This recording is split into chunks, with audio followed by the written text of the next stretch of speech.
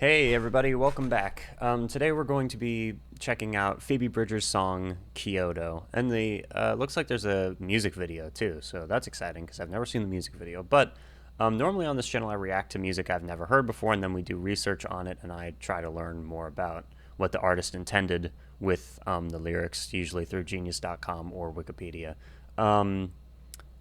But here lately I've been wanting to show you guys some of the stuff that I like to listen to. Yeah, doing that has been helping me like stay motivated as I've been going kind of back and forth between requests and just kind of talking about music that I'm already like passionate about. So yeah, if you're new here, hello, my name is Daniel. Here we react to music. In this case, I've heard this song before. It's been a minute since I've heard it though, and I've never seen the video. But we react to music, and I try to figure out what the music and the lyrics mean to me personally. And I hope you're having a great day. Let's just jump into this. I remember doing Phoebe Bridgers a while ago and doing the first two tracks off of Punisher. So if I'm not mistaken, this is the next track. So, you know, maybe eventually we'll just complete the whole album. Who knows? But yeah, love this artist. One of my favorite current artists right now. 3, 2, 1.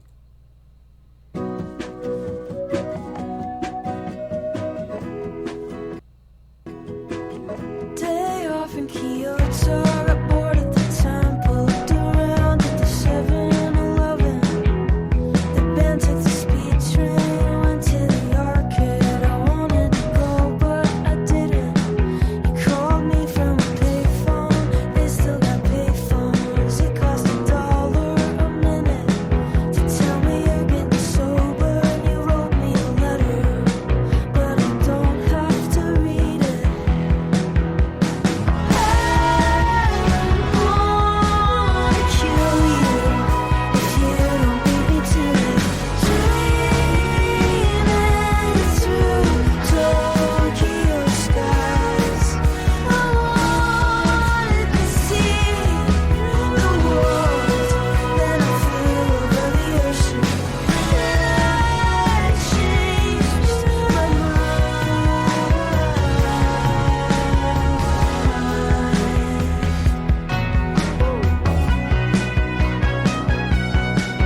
Of the horn section.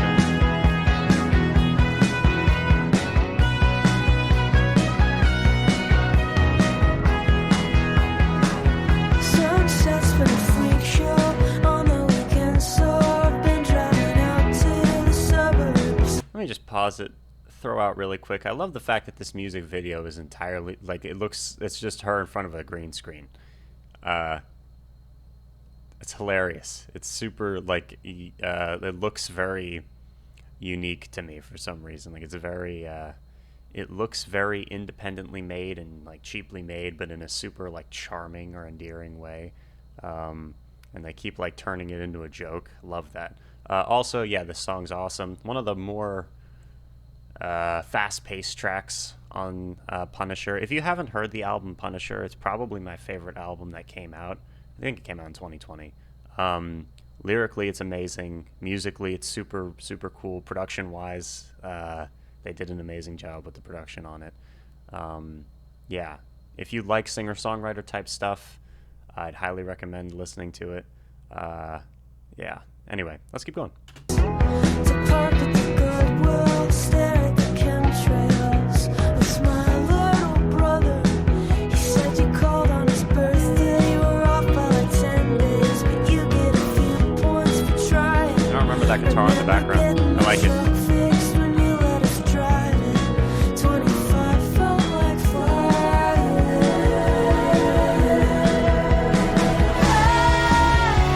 Don't forget it, but please don't hold me to it. Born under Scorpio skies, I wanted to see the world to rise until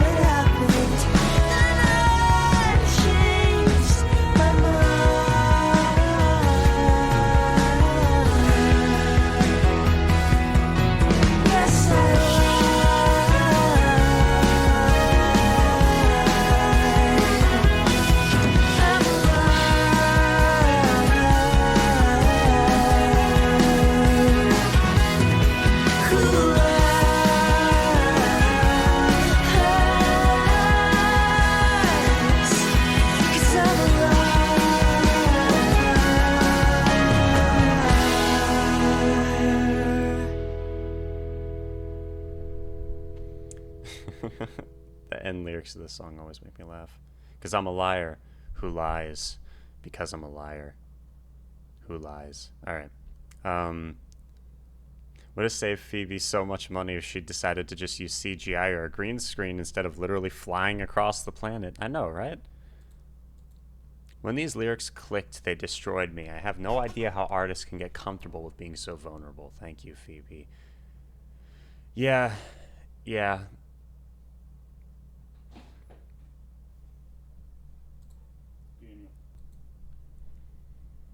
Apologies. I was called upstairs for a minute. All right, let's keep going. I don't forgive you, but please don't hold me to it. Quite possibly the most bittersweet lyric ever. I can't believe she went to Japan to film this. Song's pretty addictive. Yeah. The video is the funniest thing ever, and the song is deep, rather heavy topic about her father's addiction. Yeah, alright. This song's nuts. Let's take a look at the lyrics. Kyoto is an up-tempo indie rock song that takes a glimpse into Bridger's inner musings during her time spent on tour in Japan. With a little help from Bright Eyes' Nathaniel, I did not know that he helped with this, on the horns, the song's instrumentation sounds almost like joyful fanfare, despite some of the song's lyrics of personal resentment. In an April 2020 press release, Bridgers described Kyoto in her own words. The song is about imposter syndrome, about being in Japan for the first time, somewhere I've always wanted to go, playing my music to people who want to hear it, feeling like I'm living someone else's life. I feel like I disassociate when bad things happen to me, but also when good things happen. It can feel like I'm performing what I think I'm supposed to be. I wrote this song as a ballad at first, but at that point I was so sick of recording slow songs that it turned into this. Love that. In an interview with The New Yorker, she revealed that the song also addresses the complex relationship she had with her father. I feel so much empathy and so much anger towards him. It'll always be day to day. Are we talking? Are we not talking? What's the vibe? In the midst of the 2020 COVID-19 pandemic, she stated that she hoped to film the music video for Kyoto in Japan, but instead filmed in front of a green screen. During the strict social distancing policies held during the pandemic, she amusingly performed the song live from her bathtub on the late-night show Jimmy Kimmel Live. Okay. Kyoto is the second single to be released off of Punisher. The song's about being on tour and hating tour, then being home and hating home. I just always want to be where I'm not, which I think is pretty not special of a thought, but it is true. With Boy Genius, we took a red eye to play a late night TV show, which sounds glamorous, but really it was just hurrying up, then waiting backstage for hours, being really nervous, talking to strangers. I remember being like, this is amazing and horrible at the same time. I'm with my friends, we're all miserable, we feel so lucky and so spoiled and also crappy for complaining about how tired we are. I miss the life I complained about, which I think a lot of people are feeling, and I hope the parties are good when the pandemic is over. I hope people have a newfound appreciation for human connection and stuff. I definitely will for the tour. The first keyboard synthesizer notes remind of the melody of New Monkey Keys from Either or Expanded Edition by Elliott Smith. Okay. Day off in Kyoto, got bored at the temple, looked around at the 7-Eleven. The band took the speed train, went to the arcade. I wanted to go, but I didn't. You called me from a payphone. They've still got payphones. It costs $1 a minute. To tell me you're getting sober and you wrote me a letter, but I don't have to read it. Once you've gotten a glimpse of the temple, you'll be forgiven for wanting to get the hell out of there. Japanese convenience stores are a staple for tourists and locals alike. Though they are near identical in diameter to their Western counterpart, they feel to a foreigner densely packed with just about everything you could possibly be looking for. Snacks, full meals, fried food, baked goods, socks, booze, hot coffee in a can. There's even vending machines where you can purchase tickets to upcoming gigs. When you're in a foreign land, it's not always the temples and landmarks that'll immerse you in the cultural givings of that place. Sometimes you can learn more about a country by visiting their 7-Eleven than by taking the sightseeing tour. Then they link a tweet where someone said, looked around at the 7-Eleven, did you buy anything? And Trader Joe responded, I was in Japan, so I ate like 100 of those little rice triangle things. I wanted to go, but I didn't. This line seems to be describing the specific feeling of when you want to go out and have fun with your friends, but you're stuck in your own head and would rather wallow in your pain. Her band went to the arcade. She wanted to go with them, but she didn't. It could also be that she wanted to go with the band, then the subject of the song called her, so she had to stay and answer the call. You called me from a payphone. Bridgers told Rolling Stone that she totally made up the lyric, "You called me from a payphone." They still got payphones. It costs $1 a minute. She never even Googled it. Tell me you're good. I've seen a payphone. Obviously, I don't know if they specifically still have payphones, but you know. A reference to her abusive father. He likely tried to get back into her life by telling her he's sober now or he's changed, but she's hesitant to believe it. This may or may not be true, as abusive people will lie and manipulate others to get what they want. Step 9 of the Alcoholics Anonymous Book of Recovery is making amends for emotional harm done. This may be a reference to the practice of letter writing around this step of the recovery practice and about how an alcoholic should ask for forgiveness but should not expect to receive it. Wanting to go see the world seems like a good goal to have, but they don't talk about the bigger, more boring parts of the journey. While seeing the world is generally figurative in meaning, Phoebe here plays off a literal interpretation of the phrase to evoke the image of a person actually trying to look at every place on the planet, but not realizing that every place includes enormous stretches of unchanging, monolithic ocean. This, of course, is a metaphor for how touring and other things she thought would be fun and exhilarating didn't quite live up to her expectations as experiences. Additionally, the metaphor is very loose-fitting, and while it has specific meaning in this case, it can easily be expanded to just simply be a metaphor for something that seemed exciting but mostly ended up being boring, or even just for things in general that don't live up to expectations.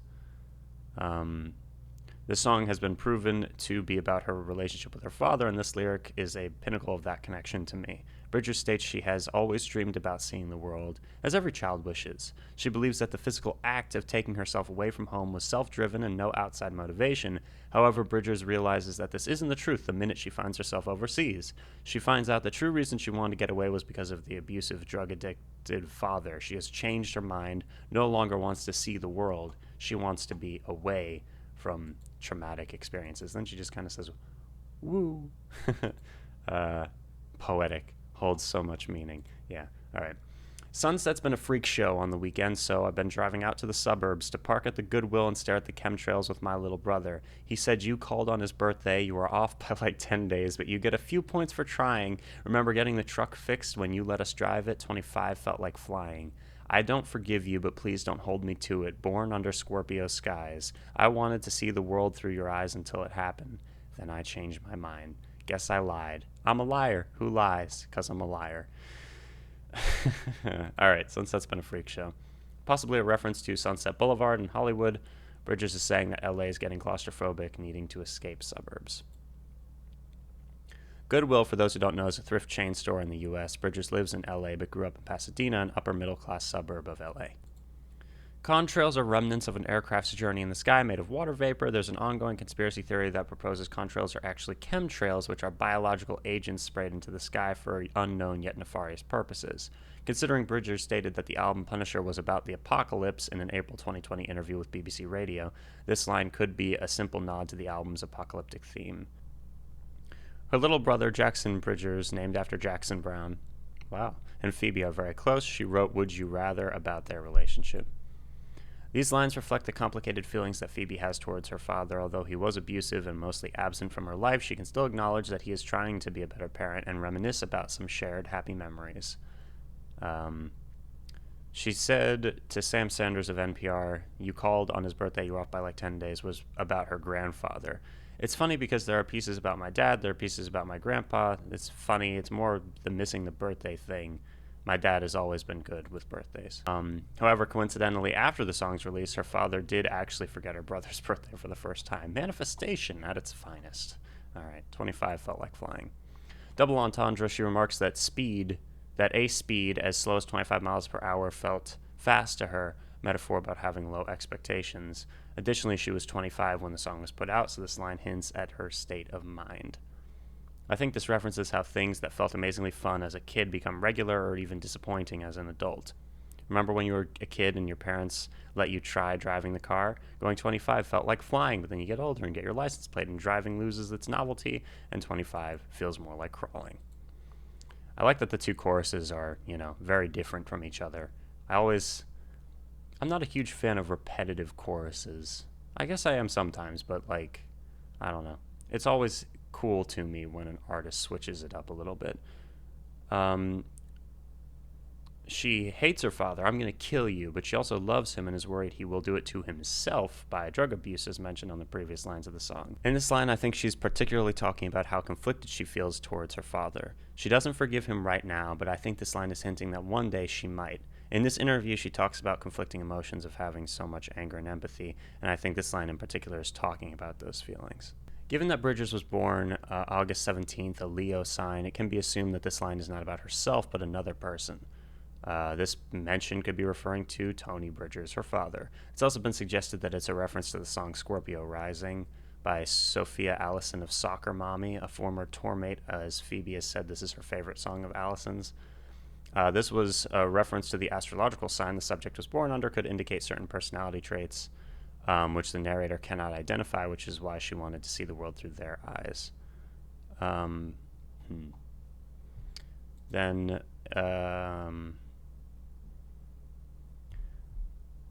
So first someone said if this song is about her dad and not an ex, this would refer to how as a child she wanted to be big like her dad and see the world through an adult's eyes, but then her father's alcohol problem happened, so she changed her mind. That has a bunch of downvotes, and the top comment beneath that is, even if this is unspecific, these lines hit at the disconnect between the fantasy of living vicariously through our idealized impression of someone else's experiences, comparing them to the less flattering understanding we gain from living similar experiences firsthand later. Considering a paternal relationship, then, there is a longing as a child to be more of the world, to fly over the ocean, to know what it's like to struggle with responsibility and self-care. And then somewhere in the process of fulfilling that longing comes the disillusioned realization that adulthood, personhood, and being of the world isn't this limitless flying freedom that your childhood self thought it would be. The outro ultimately sums up her feelings towards her father.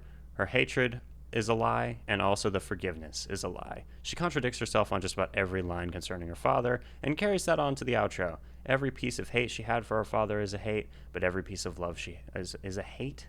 Every piece of hate she had for her father is a lie, but every piece of love she had was also a lie. It also means that there isn't one thing that's true for her. She herself doesn't necessarily know how she feels. It's also a direct reference to the fact that she changed her mind about wanting to see the world. And when I hear this song, I also hear it sarcastically, that last bit. It feels like she's like, guess I lied, because I'm a liar, right? And in my head, that's her like being like, where do you think I learned it from? You know? Not that there's anything really to back that up, but all right, that is Kyoto by Phoebe Bridgers. Thank you very much for joining me. If you're new to the channel, consider subscribing if you want to. And before I go, just going to plug, again, I have original music. There's probably going to be a card here at the end or whatever YouTube is calling it now. But yeah, I have 2 full-length albums out. One's called Mania Machinations and one is called Paper Skies. Paper Skies is probably more accessible to get into, and it's the newer one. And they're both on YouTube under the name Daniel Profeta if you want to check them out. Thank you very much for watching. I'll see you soon. Adios.